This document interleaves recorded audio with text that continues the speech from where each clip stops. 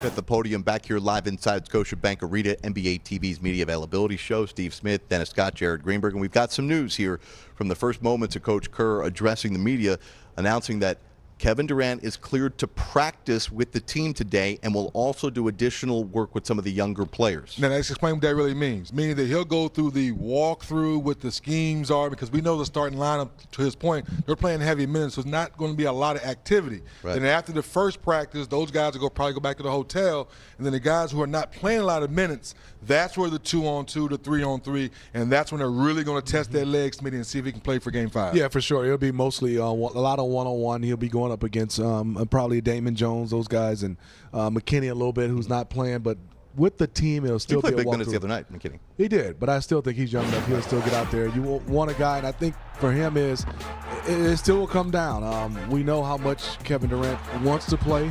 Well, he's ready to play, and how much would he be able to go in his conditioning? But I think, more importantly, they missed him on the defensive end. Yep. People talk about the offense, but I think they missed him on the defensive end. You can switch with him.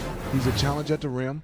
He's also a guy that's very talkative, and also he can be able to disrupt plays with that length. So let's try and read between the lines. Coach Kerr was asked, Nick Friedel of ESPN followed up there with, is this a positive sign here? And Coach Kerr answered with, well, yes, because Kevin Durant will be doing things today at practice that he had not done before, so clearly that's a step in the right direction. Step in the right direction, because at the end of the day, you want your best player to be as healthy as possible, knowing that he hadn't been on the floor almost 5 weeks, guys, and that's part you have to be worried about. As good as Kevin Durant is, it's hard for a man to miss that much work, Smitty, and come back and be arguably the best player on the floor. So I applaud the Warriors medical staff being cautious, making sure he is healthy as possible before you put him back out there in harm's way. How much of the Warriors trying to stave off elimination, being on the brink of elimination, do you think is leading to Kevin Durant at least getting on the court for pressure today? I think pressure of being down 3-1 from his teammates, from whether they're saying it or not. I'm sure they're not putting pressure on. We all understand you want him to be healthy,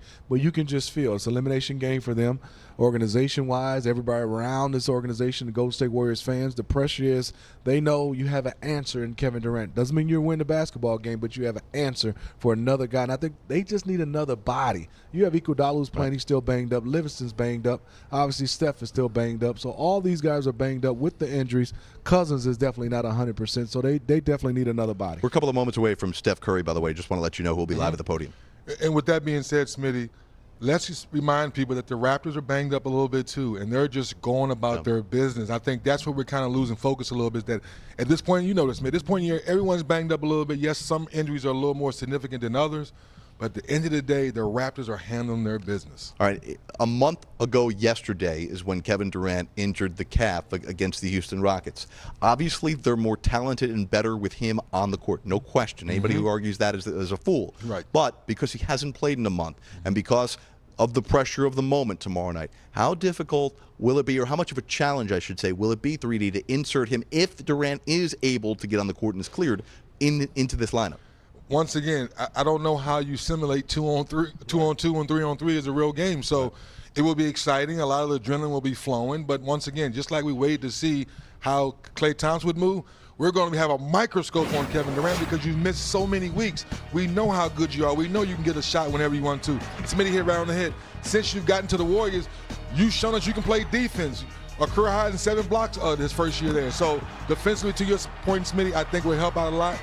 But I just don't know how and how much you can give your team with so much time you've missed. You know, barring that he won't get hurt. We hopefully doesn't. Right. But just barring it, just say if he's 70%, Jared, then this just has something on the Toronto Raptors' mind. Do you put your best player on him? Do you put Kawhi on him and he's a decoy? Do you not put the Kawhi on him and he's ready to come out and play extremely well like Klay Thompson? And Klay shocked me.